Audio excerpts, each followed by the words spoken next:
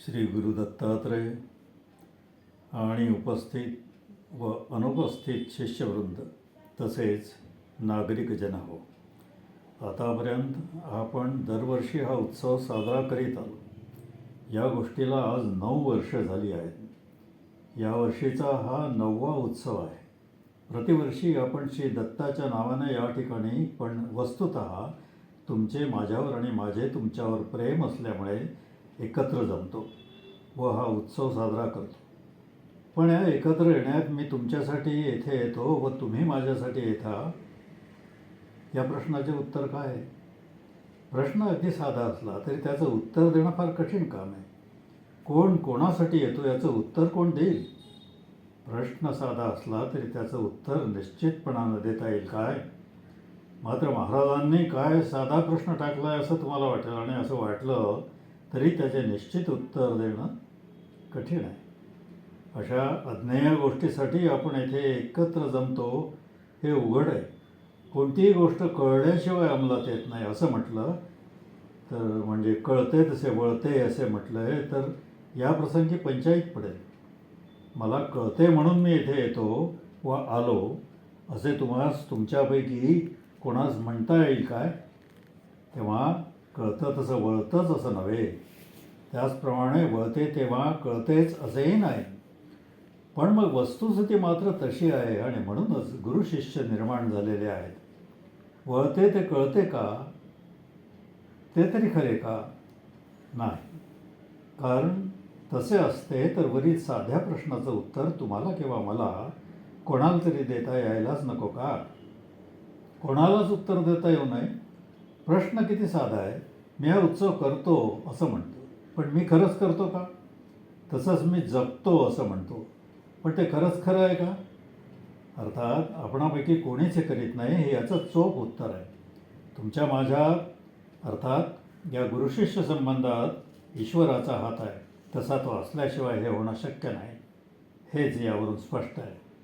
गुरु आपल्या शहाणपणाच्या तपाच्या बळावर आपल्या शिष्यांना पुढे नेईल वा नेतो असं म्हटलं तर ते बरोबर नाही, आणि शिष्यही म्हणेल की तो आपल्या प्रयत्नांच्या सेवेच्या बळावर पुढे जाईल तर तेही बरोबर नाही. दोघांच्या मध्ये गुरुशिष्य संबंधात ईश्वर आहे, तो तसा नांदावा लागतो. ईश्वराचा हात नसल्यास सेवा, तप, शहाणपण इत्यादींना व यापैकी एकासही अर्थ राहत नाही. आज 9 वर्षेपर्यंत मी जे येथे तुम्हाला सांगत आलो आहे त्याचे हे उत्तर आहे.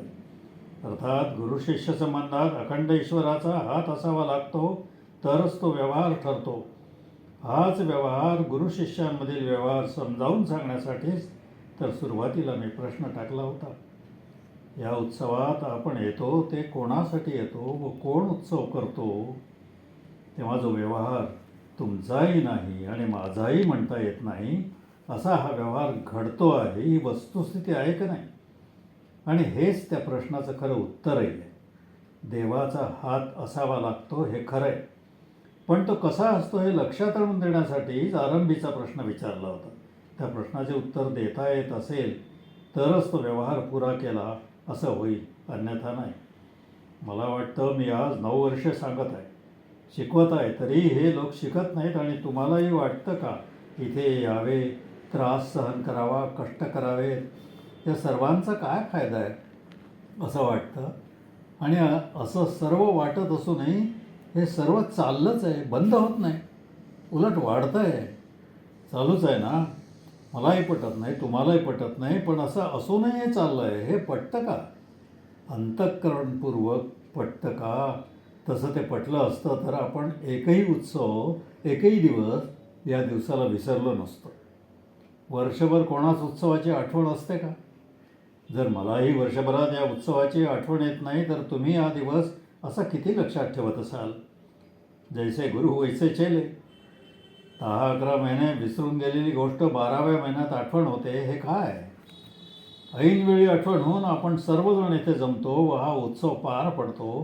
प्रतिवर्षी तो वाढत जातो, अधिक उत्साहानं पार पडत आहे.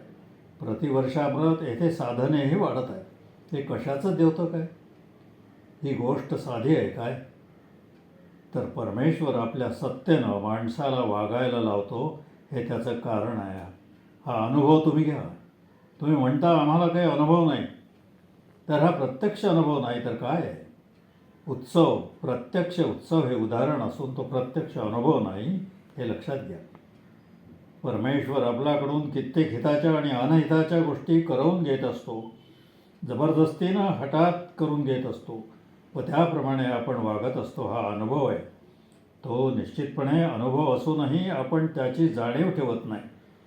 हा जो उत्सव होतो तो तुम्ही म्हणता म्हणून होतो की मी म्हणतो म्हणून होतो? कोणी कोणाच निमंत्रण देतो का? मलाही येथे कोण कोण येणार हे कळत वा माहीत असत नाही. येथे आल्यावर उत्सवास अमुक एक आले आहेत हे कळतं. असं असता मग हा उत्सव कोण करतो असा प्रश्न आहे का नाही? तर तो दत्ताचा उत्सव तोच करवून घेतो, हेच त्याचं उत्तर आहे. ही वस्तुस्थिती आहे.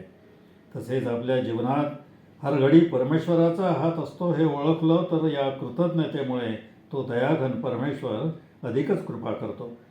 तसा तो हात न ओळखला तर आपण कृतज्ञ ठरतो. मग आपण तर देवाचा तो हात आहे असे ओळखत नसलात तर कृतज्ञ आहोत की कृतज्ञ? बघा, कृतज्ञ नसलो आणि कृतज्ञ असलो तर कृतज्ञावर कोणी कृपा करावी काय? तुम्ही उपासना करत असाल तर तुम्हाला कळत नाही ते हेच.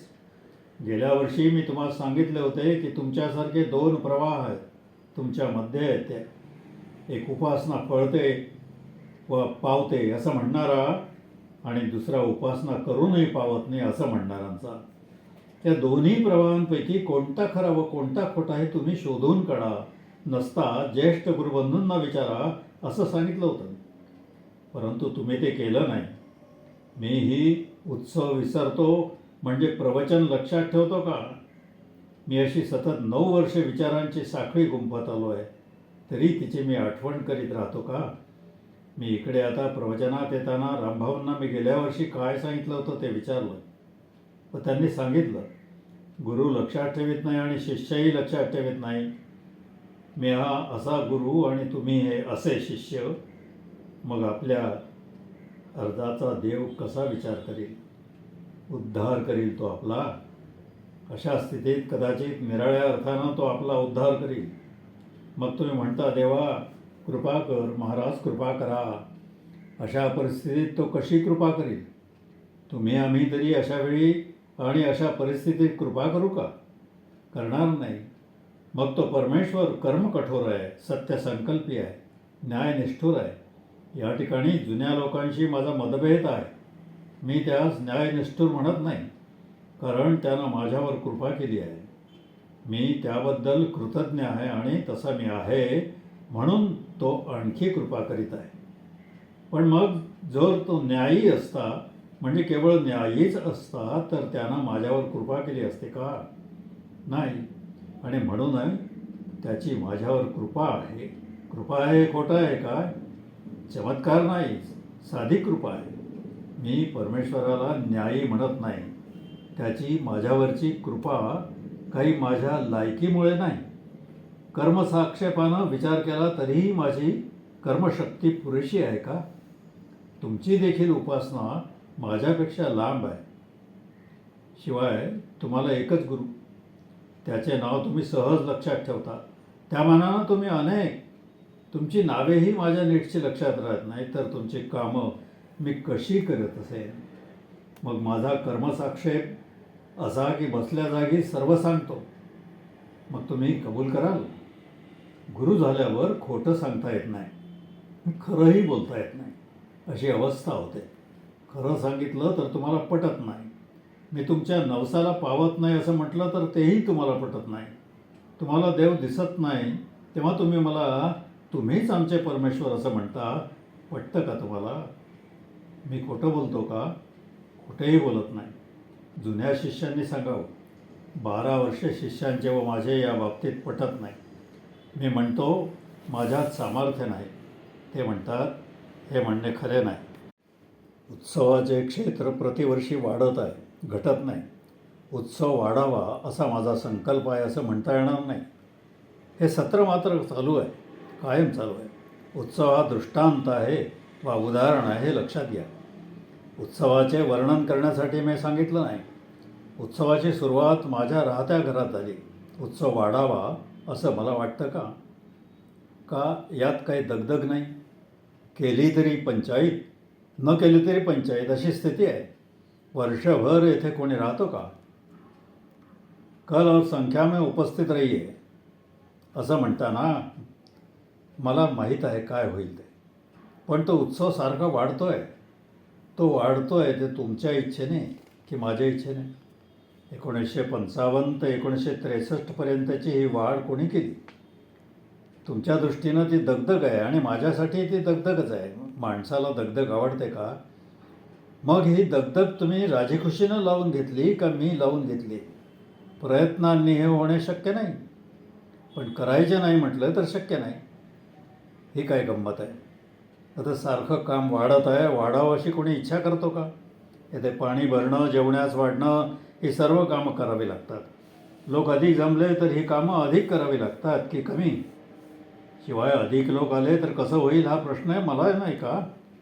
असा हा तुमच्या माझ्यामधला संबंध ठेवणारा, राखणारा परमेश्वर चांगला की वाईट, त्याची करणी कशी ओळखावी? तर अशी, जो करताना त्रास आहे पण तो असावा असं वाटत नाही, हा परमेश्वराचा हात आहे. मुलीचा बाप आपल्या पोरीचे लग्न केल्यावर एकदाचा सुटलो असं म्हणतो, पण उत्सव झाल्यावर एकदाचा सुटलो असं वाटतं का आपणास? उत्सवाचा सोहळा आठवला तर स्वर्ग वाटतो आपल्याला. तुम्हास तो स्वर्ग वाटलाच पाहिजे. पण मग येथे हा जो स्वर्ग निर्माण होतो आहे तो तुमच्या तपाचं फळ की माझ्या तपाचं? तुमच्या तपाचं नाही, पण माझ्या तपाचं तरी आहे का? ही येथील व्यवस्था कोण लावतो याची आधी कोणास माहिती होते का? मी नेमून दिलेली कामं येथे कोणी करतं काय? मग कामाला माणसं कमी पडत आहे तसं कधी झालं आहे काय? पण मग हे चाललं आहे ते काय आहे?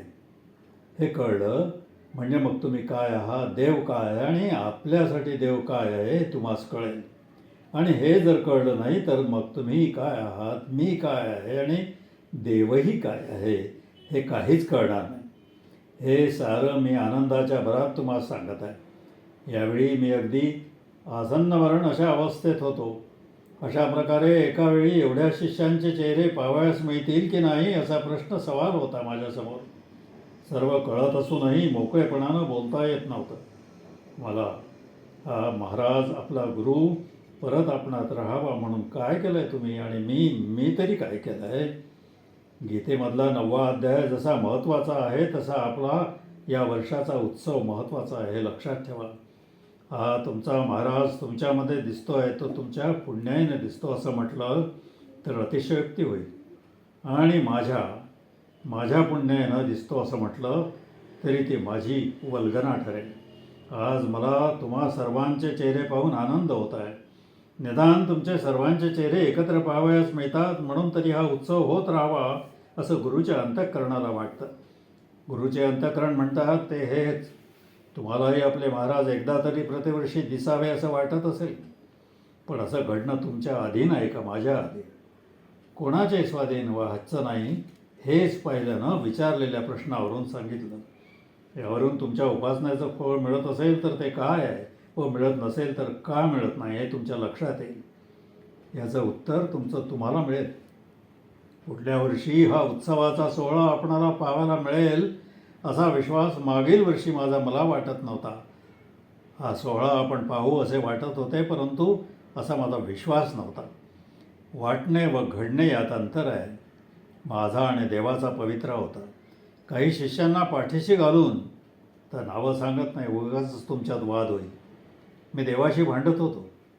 त्यानंही परीक्षा पाहिली. माझा एक एक बाण वाया गेला. शेवटी मी हतबुद्ध झालो, पण शेवटी मी जगलो, यात पास झालो, मात्र क्लास मिळाला नाही.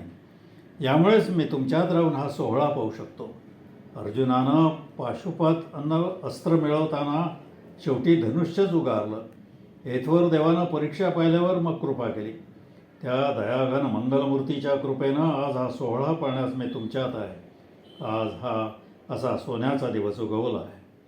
माझे प्रत्येक वाक्य हे उद्याच्या विषयाची प्रस्तावना आहे.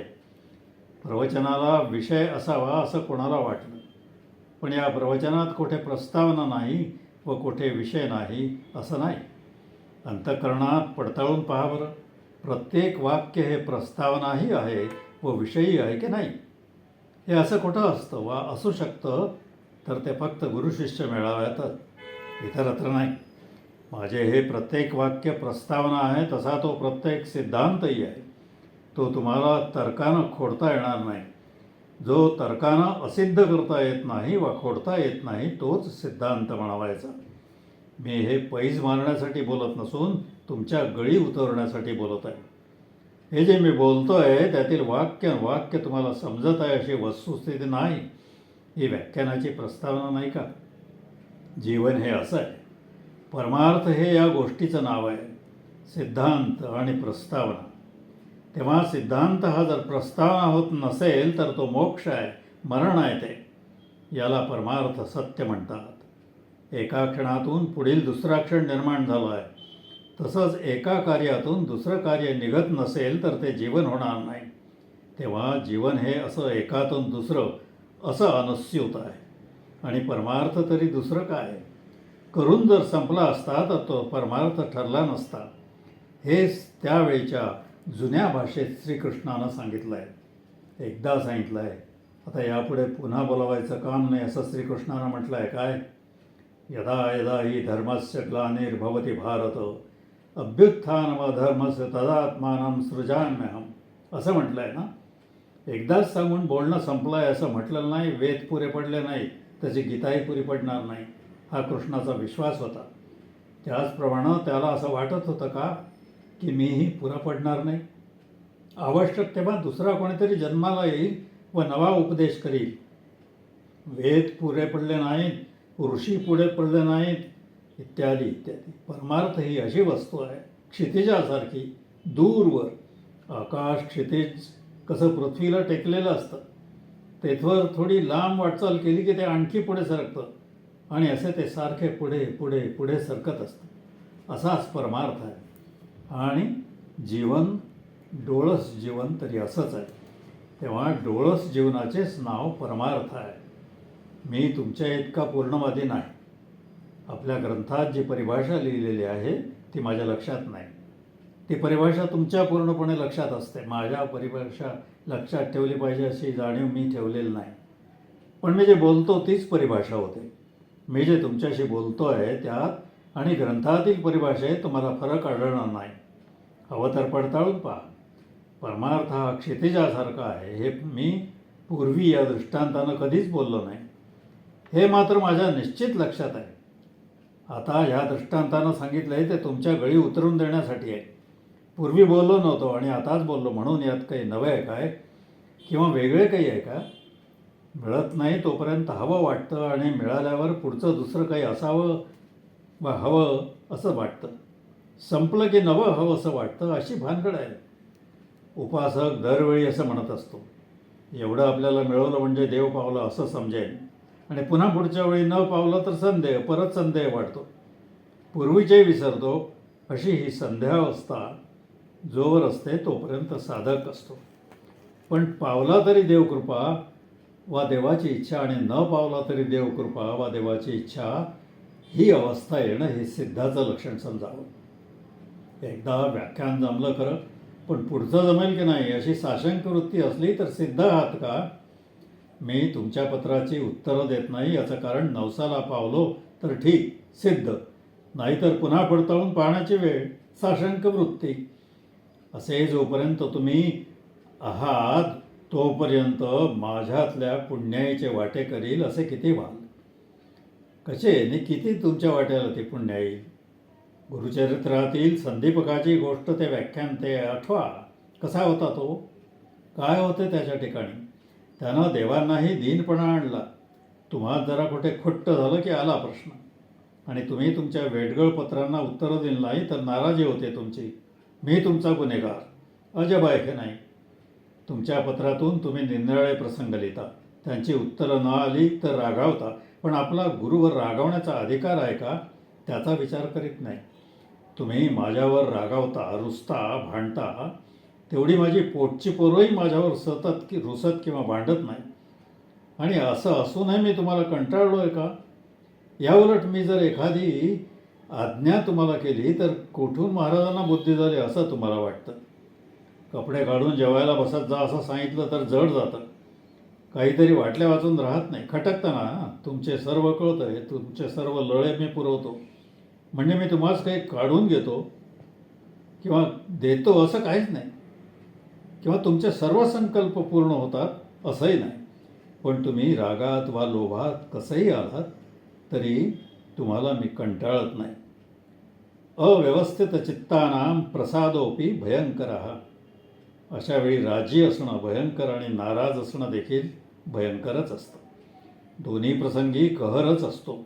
तेव्हा मी काय आहे हे माझ्या वागणुकीतून ध्यानात येऊ द्या आणि ठरवा. ही जी तुमच्या अंतःकरणाची अवस्था आहे तोपर्यंत तुम्ही करत असलेल्या उपासनेचं फळ शेकडा काय आहे, प्रतिशत किती पडावे, अर्थात तुमचा अधिकार काय, उपासना किती आणि फळ किती, अथवा तुम्ही काय आहात, मी काय आहे आणि देवाचे काय आहे हे कळेल. मोठी उपासना असूनही फळं लहान असं का? माझ्या घरच्या मुलांना मी अद्याप उपासनाही सांगितलेलं नाही. तुमच्यासाठी देवानं माझे शब्द ऐकावेत, माझ्या शब्दांना मान द्यावा असं तुम्हाला वाटतं. परमेश्वरानं माझे शब्द ऐकावे असे जर तुम्हाला वाटत असेल तर जसजसे तुम्ही आपले दोष काढू शकाल तसतसे ते शक्य होईल. बुद्धीचा मळ जसजसा निघेल तसतसे तुम्ही काय आहात, मी काय आहे हे कळेल. मी काय आहे मलाही सांगता येत नाही. सत्य प्रत्यक्षात प्रकट होत असतं. मी सिद्ध आहे म्हटले आणि ते प्रत्यक्ष झाले नाही तर काय उपयोग. अर्थात ते काय आहे ते प्रत्यक्षात प्रकट व्हावयास आहे. म्हणून मी काय आहे हे कळणे तुम्हाला कठीण आहे. जगून जाईन तेव्हाच कळेल.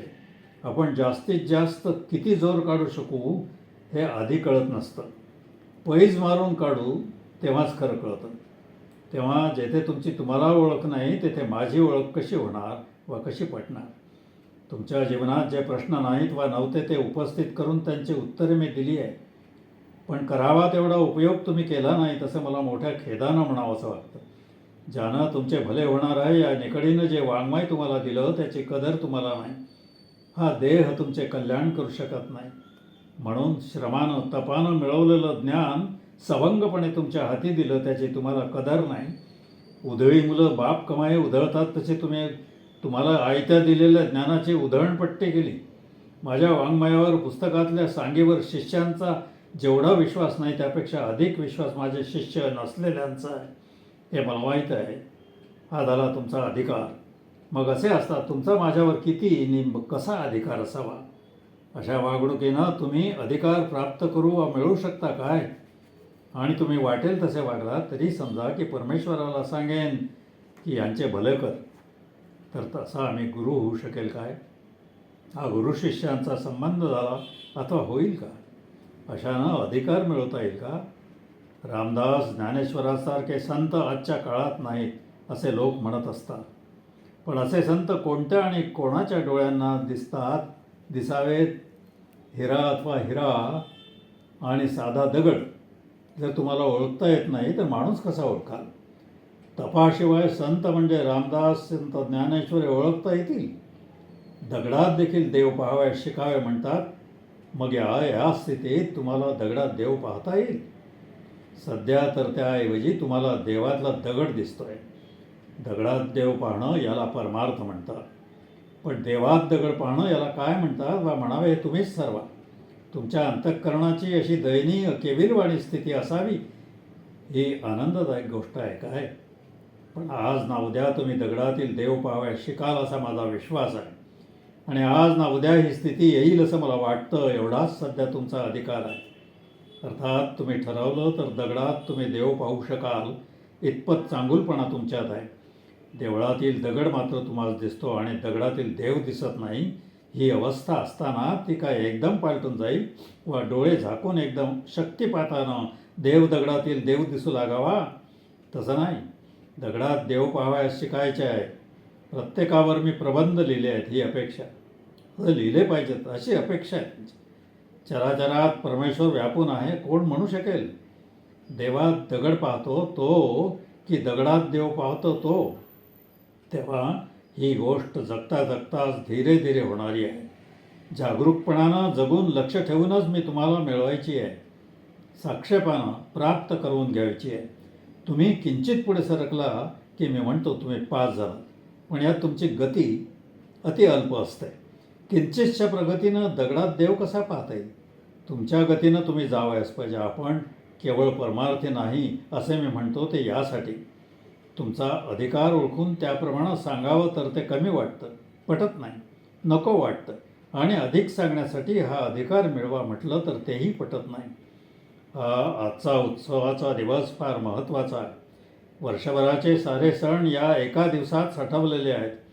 तुम्ही काय आहात हे पाहण्याची ही जागा आहे. येथेच ते मला पाहता येतं. तुम्ही काय आहात हे जर मी पाहिलं नाही, पाहू शकलो नाही, तर तुम्हाला काय करायचे आहे हे कसे ठरवता येईल? मग तुम्ही काय आहात हे मला कुठं जाऊन पाहता येईल? येथे आल्यावर तुमच्यापैकी काहींच्या मनात एक जाणीव असते की आपण जर येथे काम केलं नाही तर येथे काही अडायचं नाही. कामे चालूच आहेत. प्रत्येकानं ही गोष्ट पडताळून पाहावी. असे वाटते की येथे पुष्कळ जण कामाला आहेत. आपण एकट्यानं इथं काम केलं नाही तर काय चालेल? ही जी भावना आहे हीच तर देवाला खपत नाही, आवडत नाही. आणि म्हणूनच मी सांगत असतो की प्रपंच आणि परमार्थ ही काही दोन नाही. साधू संत निर्माण झाल्याशिवाय दिसतो आहे हा अनर्थ थांबवायचा नाही असं म्हटलं जातं. मग असं असताना कोणी मी संत होतो वा व्हावयास तयार आहे असं म्हणून उडी घ्यावयास तयार आहे काय? साधू संत असले पाहिजेत असे वाटते तर मग तूच का होत नाहीस असा प्रश्न का नाही का? देवाना अवतार घ्यावायचा काळ आता आला आहे असं म्हणता, मग मीच देवाचा अवतार होईल असं म्हणून का प्रयत्न करीत नाही? जसा उत्सवातील कामाविषयी तुमचा संकल्प जसा की आलेच अंगावर तर करू, तसाच हाही संकल्प आहे. हा उत्सव माझा नाही, तुमचा आहे, तुमच्यासाठी आहे, माझ्यासाठी नाही. याची जाणीव आहे का? तुम्हाला कशाचेच काही नाही अशी स्थिती आहे.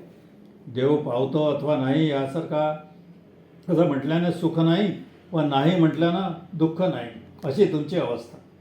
पावल्याची फुशारकी वाटत नाही याचं कारण असं की मी देव मिळवीनच काही हो अशी तुमची तुकारामांसारखी प्रतिज्ञा नाही. असं आहे. म्हणूनच तो देव तुमची क्षिती बाळगत नाही अजिबात. म्हणून परंतु मला तुमची क्षिती बाळगावी लागते आणि ती मी बाळगतो.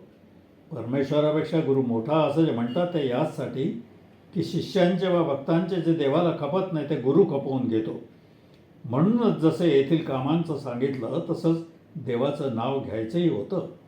पृथ्वीवर देवाचं नाव घ्यावयास पुष्कळ लोक आहेत, पण आम्ही नाही घेतलं तर काय बिघडलं? कोठे अडते ही मनाची धारणा आहे, ही कुचराई.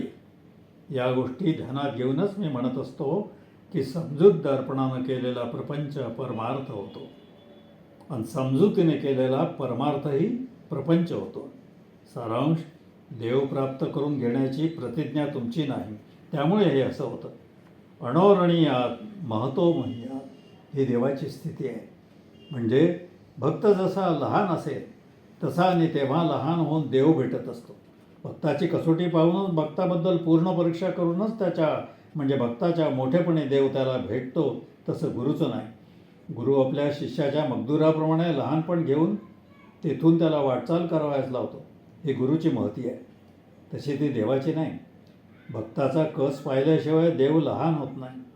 गुरु मात्र तसा लहान व्हावयास तयार असतो. देवानं जनाबाईंबरोबर दळण काढून केलं तर तिने देवाचं नाव घ्यावयाचा आरंभ केला तेव्हापासून नाही, तर तिनं आपल्या भक्तीची कसोटी दिल्यावर शेवटी त्याचप्रमाणे दामाजीचे देणे देवाने विठूचे सोंग घेऊन फेडले, तेही त्याची कसोटी पाहिल्यावर आधी नाही. एक ना दोन अशी कितीतरी उदाहरणं देता येतील. गुरु पाहिल्यापासून लहानपणा स्वीकारून शिष्याला पुढे नेण्याचा प्रयत्न करतो आणि म्हणून तो देवापेक्षा मोठा आहे किंवा असतो असं म्हणतात. अशी वर सांगितल्याप्रमाणे कसोटी द्यावयास तुमची तयारी आहे काय? द्याल कसोटी? 14 कॅरेट तरी तुम्ही आहात का? हे मी का सांगतो? माझी स्तुती करावी वा करून घ्यावी म्हणून नव्हे, पण तुम्ही हट्ट करता ही वस्तुस्थिती आहे. मी गेल्या वर्षी सांगितलं होतं, तो उपदेश तुम्ही पाळला नाही. तुम्ही स्वतःही त्यावर विचार केला नाही, कोणाला विचारलंही नाही. तसं आताही कोणी विचारत नाही. असं असूनही मी गुरु होऊन बसलो असल्यामुळे आपण होऊनच ते सर्व तुम्हाला मी सांगत आहे. श्री ज्ञानेश्वर गुरूंचे महत्त्व सांगताना असं म्हणतात, अनभिलषत मनोरथी पुरवितो. म्हणजे शिष्यानं इच्छा न केली, मागितलं नाही तरी आपण होऊनच गुरु देतो. म्हणून गुरु मोठा म्हटलं आहे. तसेच मोरोपंतही म्हणतात, वरही वरावयास पाहिजे समज, म्हणजे गुरु वा देव प्रसन्न झाला तरी वर मागावयाची अक्कल लागते, नसता अनर्थ वा दुरुपयोग होण्याचं भय असतं. तुम्ही मागता आहात का गुरुजवळ बुद्धी? एका वर्षात दिलेला प्रश्न सोडवला का तुम्ही? 3 तासात दिलेला पेपर जर विद्यार्थ्यांना सोडवला नाही तर तो नापास, मूर्ख, अज्ञानी असं आपण सर्वजण समजतो. मग एका वर्षात तुम्हाला दिलेला एकच प्रश्न तुम्ही सोडवला नाही तर अशा तुम्हाला काय म्हणाल? हां, तुम्ही जर प्रश्नच विसरला होता तर उत्तर काय देणार? अशी स्थिती आहे. आणि ती जर तुमच्या लक्षात आली तर तुम्ही काय आहात हे तुम्हास कळेल. तमोगुण वाईट हे सर्वांना कळतं आणि मी मात्र चांगला अशी सर्वांची आपल्याबद्दल समजूत असते. तमोगुणी म्हटलं तर तुम्हाला राग येईल. सात्विक, राजस व तामस या सर्वांमध्ये वाईट कोण असं विचारलं तर तुम्ही सर्व एकमुखानं तामस गुण, तमोगुण हा वाईट आहे असं उत्तर द्या. पण मग एका वर्षात प्रश्न सोडवला नाही, इतकंच नाही तर प्रश्नच विसरला, हा तमोगुण नाही तर कोणता गुण आहे? तुमचे तुम्हीच बघा आणि ठरवा की या वर्षात आपण काय केलं. ते इकडे प्रवचनाला येण्याचे थोडे आधी मी रामभाऊ जोशांना विचारलं की गेल्या वर्षी काय सांगितलं होतं. या 2 गोष्टी होत्या. एक तर यावर्षी आता काय सांगायचं हे ठरवावं ही असलेली माझी जाणीव, आणि दुसरं शिष्याची परीक्षाही असते की ह्याच्या काय लक्षात आहे आणि कितपत लक्षात आहे बघावं.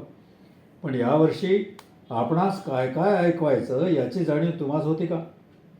जे आता मी तुम्हास बोललो तेच माझा गुरु मला नाही का बोलणार? वस्तुस्थिती जर अशीच असेल तर हे खरे आहे. तुम्ही अज्ञानी आहात हे म्हणण्याचा माझा हेतू नाही. गुरु तुमच्यावर कधी रुसतच नाही. या सर्वातला अर्थ कळला तर देवावर, गुरुवर आणि आपण स्वतःवर किती अवलंबून असावं हे कळेल. तुम्ही आपण स्वतःवर कधी रुसता का? तुम्ही विचारता की महाराज आमच्या उपासनेत काही चुकतं काय? आपली उपासना चुकते असे वाटणे हा केवळ मानसिक भ्रम आहे आणि व्यक्तिगत आळशीपणा आहे. राम राम म्हणाव्यास सांगून तुम्ही मरा मरा तर म्हणत नाही ना. असं कोणतं यंत्र, तंत्र किंवा मंत्र मी करावयास सांगतो की ज्यात तुम्ही चुकण्याचं भय वा शक्यता आहे? आणि रामाच्या ऐवजी मरा मरा म्हणूनही देव पावल्याचं उदाहरण नाही का? चुकेल चुकेल आणि चुकेल म्हणजे तरी काय चुकेल? जेथे तुमचे काही चुकत नाही तिथे काही चुकतं काय असं विचारता, आणि जेथे खरे चुकतं आहे तेथे आपल्याबरोबर असं समजता हीच तर खरी चूक आहे. हाच खरा भ्रम आहे. आधिदैविकात काही चुकत नाही तेथे काही चुकत असावे अशा खुळ्या समजुतीनं तेच विचारता आणि आणखी काही करायचं काय असं विचारता. पण मी जी आध्यात्मिकाची शिकवण देतो त्याकडे तुमचं लक्ष नाही. ही खरी चूक आहे. येथे पारनेरला आधी तुम्ही येऊन मग मला बोलावलं पाहिजे, तर त्याऐवजी आधी मी येतो आणि मागाहून तुम्ही येता. याचा अर्थ एवढाच की या ठिकाणी येण्यानं आणि हा उत्सव करण्याचे अगत्य माझ्यापेक्षा अधिक तुम्हाला असावयास पाहिजे ते नाही. माणूस तोच म्हणावा की ज्याला निजहिताची तळमळ लागून राहिली आहे. माझ्या येथे येण्याने माझे काय होणार आहे? हा उत्सव तुमचा असताना त्याची तुम्हाला जाणीव नाही. मला निजहिताची तळमळ नाही तर नाही, पण परहिताची तळमळ आहे की नाही? आणि मग अशा स्थितीत माझ्या समजुतीत काही चूक तर नाही ना असं तरी कोण विचारायला येतो आहे? आपली समज बरोबर की चूक हे विचारणारे कोण आणि किती आहे? आपणास निजहिताची तळमळ गुरुनं मोठ्या कळकळीनं करून देऊनही तो आपणात उत्पन्न होत नाही. तुमच्या हिताची तळमळ आणि कळकळ तुमची तुम्हास नाही पण मला आहे. म्हणून मी सांगतो की त्रास सहन करा पण या. हे तुमचे तुम्हास जेव्हा कळू लागेल ना तेव्हाच तुमची उपासना तुम्हास कळू लागेल. सत्यसंकल्पाचा दाता भगवान, पण संकल्प हा ज्याचा त्याला पुरा करावा लागतो. तुमच्या स्वतःच्या उद्धाराचा संकल्प हा तुमचा असावा की माझा? हा तुमच्यातील दोष गेला तर, म्हणजे असा तुमचा दृढ संकल्प असला तरच तो माझ्यामुळं सार्थ होणार आणि तरच माझा अधिकार तुम्हाला कळणार. माझं प्रत्येक वाक्य तुम्हाला कळत नाही हे मी तुम्हाला ठासून सांगितलं. माझ्यामध्ये काही शक्ती व अधिकार नाही असं म्हटलं व सर्व काही आहे असं म्हटलं तरी त्या दोन्ही म्हणण्यात तोपर्यंत काही विशेष अर्थ नाही जोपर्यंत तुमच्या हिताची म्हणजे निजहिताची तळमळ उत्पन्न होत नाही. ती तुमच्यात किती आहे हे मी आज पाहिलं. हे मी माझं काम केलं आहे, पण तुम्ही मात्र आपलं काम केलं नाही. माझे प्रत्येक वाक्य तुम्हाला कळत नाही असं जे मी तुम्हाला म्हणतो त्याचं कारण हे की मी तुम्हाला हेरलं आहे, पकडलं आहे तिकडे. म्हणजे कामाच्या ठिकाणी ही गोष्ट तुमच्या जागी व्हायला पाहिजे. तुम्ही अभ्यास करून या. तुम्हाला काय सांगितलं होतं ते तुम्ही विसरला होता ना. पुढच्या वर्षी तुम्ही विचाराल तर ते सांगेन असा संकल्प करू का? काय सांगितलं आणि काय सांगायचं ते माझ्या लक्षात असतं. मी तुमची परीक्षा पाहत असतो. निजहिताची आत्मोद्धाराची तळमळ जर तुमच्यात निर्माण झाली तरच हा महाराज तुमच्या कामाचा आहे. अन्यथा महाराज मोठा आहे का लहान आहे याला काहीच अर्थ नाही. एकलव्याला शेणामातीचा द्रोणाचार्य गुरु म्हणून पुरला तर तुम्हाला हा हाडामासाचा पारनेरकर पुरणार नाही काय? तुम्ही लोक सचोटीनं उपासना करीत असता. तुमच्या उपासनेबद्दल माझी कुरकुर नाही. त्या दृष्टीनं मी भाग्यवान आहे. तशी मी तुम्ही ते साक्षेपणाही करीत असता. पण आधिदैविकाबरोबर जी आध्यात्मिकाची शिदोरी तुमच्याबरोबर दिली आहे व मी ती देतो ती तुम्ही उघडूनही पाहत नाही. याबाबत मी भाग्यवान नाही. मी स्वतःला दुर्दैवी म्हणत नाही, पण या वरील अवस्थेतून काय उत्तर निघेल हे तुम्हीच बघा. अशी परिस्थिती राहू नये याची दक्षता घ्या. आपणास आपली परीक्षा येथे द्यावी लागते याची जाणीव ठेवा. येथे येऊन परीक्षेत पास होण्यापुरती तर कॉपी करा. परीक्षकाच्या डोळ्यात धूळफेक करण्याच्या दृष्टीनं त्याच्यासमोर तरी मनापासून पडतील ते कामे करतो असं दाखवा. हे खरं पाहू गेलं असता हृदगत हितगुज आहे. हा काही उपदेश नाही. मी वर्षभर तुमचा अभ्यास केलेला असतो आणि त्यावरून पुढच्या वर्षाचा धडा द्यावायचा असतो. ते काम करावायचं असतं आणि म्हणून काही हे व्याख्यान नाही, प्रवचन नाही. या श्री दत्तात्रेयाला साक्ष ठेवून मी तुमच्याशी वृद्धत केला आहे. ते जन्मजन्म न संपणार आहे. तरी आपले जीवन हे साक्षेप असल्यानं कुठेतरी खंड पडावा लागतो, थांबावं लागतं. अर्थात या वृद्धताला मर्यादा घालावी लागते म्हणून थांबतो. लोक मला विचारतात पूर्णवाद म्हणजे तरी काय? आम्हाला ते नीट समजत नाही तर त्याचं उत्तर म्हणून सांगतो की तो कधीही आणि कुठेही संपत नाही. असा हा अखंड त्याचा प्रवाह आहे आणि त्याचबरोबर कोठेही आणि कधीही तो संपवता येतो, खंड पाडता येतो. आणि असा खंड पाडला वा तुकडा तोडला तरी तो अपूर्ण राहत नाही, पूर्णच राहतो. असा आहे हा पूर्णवाद.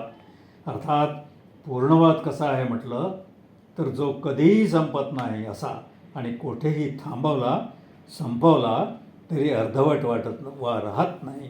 सदैव पूर्ण वाटणारा आणि अपूर्ण न राहणारा असा तो आहे. पूर्णवाद म्हणजे काय हे विचारणाऱ्यांना जणू आधीचे सर्व वाद समजले आहेत असा आव वा समज असतो. आचार्यांचा मायावाद हा त्या आधीचा वाद समजला तर आध्यात्मिक दृष्टीनं पूर्णवाद समजेल. पण तसे कुठे बसते? मग पूर्णवाद कसा करणार? तरी अशांना समजण्यासाठी सांगतो की पूर्णवाद हा कधीही न संपणारा अखंड असा आहे. मी मध्येच कुठेही खंड पाडला, थांबवला तरी अपूर्णाची जाणीव होत नाही. तेथेही पूर्णत्वाचीच प्रचिती येत असलेला असा आहे. आत्मा नित्य आहे आणि जीवन नश्वर आहे. आणि असे ते नश्वर आहे म्हणून आत्म्याचे तुकडे होतात का? आत्मा अविनाशी असताना जीवन मात्र तुटणारे, खंड पडणारे आहे की नाही हा पूर्णवाद? जीवनाच्या अशाश्वतेच्या सापेक्षत्वात आत्म्याच्या अमरत्वाचे ज्ञान करून घ्यावे लागते की नाही? आपणाला म्हणजे जीवाला जगावं वाटतंच आणि मरावं निश्चितपणा लागणार आहे. तेव्हा याचं काय उत्तर आहे? या दोन्ही परस्पर वस्तुस्थितीचा मेळ कसा घालायचा? म्हणून मोक्ष म्हणजे एकदाच मरण येऊ दे अशी कल्पना बरोबर नसून पुन्हा पुन्हा मरण येऊ दे अशी मागणी रास्त आहे की नाही? की एकदाच मेलं की आटोपलं असं हवं आहे?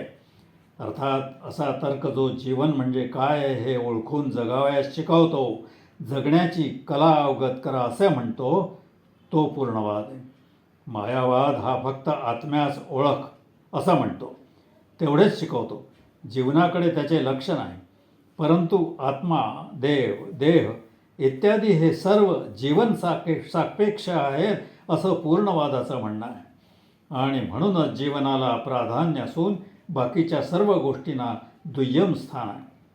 भौतिकवादी केवळ देहावर भर देतात तर अध्यात्मवादी केवळ आत्म्यावर भर देतात आणि दोघेही जीवन सापेक्षता डावलतात, विसरतात. ही त्यांची चूक आहे. प्रत्येक प्रश्न जीवन सापेक्षच आहे. कारण तो मानवी जीवनातून निर्माण झालेला आहे व तो तसा आहे. म्हणून माणसानं माणसाच्या जीवन हेतूतूनच तो सोडवला पाहिजे. अर्थात जगता जगताच निर्माण होणारे जे काही प्रश्न असतात, मग ते कोणतेही असतील, कोणत्याही शास्त्रातील असो, ते सर्व पूर्णवादाचे पूर्वपक्ष हो आणि त्या त्या प्रश्नांची उत्तरं म्हणजे पूर्णवाद हा उत्तर पक्ष होय. असा हा जीवनाभिमुख असलेला पूर्णवाद आहे. जीवनाला डावलणारा, कमी लेखणारा अथवा बाजूला सारणारा तो नाही, हे लक्षात घ्या. म्हणजे जीवनाच्या सर्व अंगोपांगांना कसा तो व्यापू शकतो याची कल्पना येईल. जे जे प्रश्न जीवनात उत्पन्न होतील वा होऊ शकतील त्या सर्वांचा विचार करणं पूर्णवादी माणसास प्राप्त आहे. या विवेचनावरून हे तत्त्व तुम्हास कळेल वा पटेल. शिष्यांच्या या मेळाव्यातून मला उठावेसे वाटत नाही. येथेच बसून बघत आणि बोलत राहावंसं वाटतं. या आनंदासाठी, या आनंदाप्रित्यर्थ तरी आजचा हा उत्सवाचा दिवस पुन्हा पुन्हा यावा असं वाटतं. तेव्हा बाळांनो, यासाठी तरी आजच्या दिवशी येथे एकत्र येत जा. म्हणजेच दुसरं काही न केलं तरी काहीतरी तप केल्यासारखं होईल. श्री दत्तात्रेयार्पणमस्तु.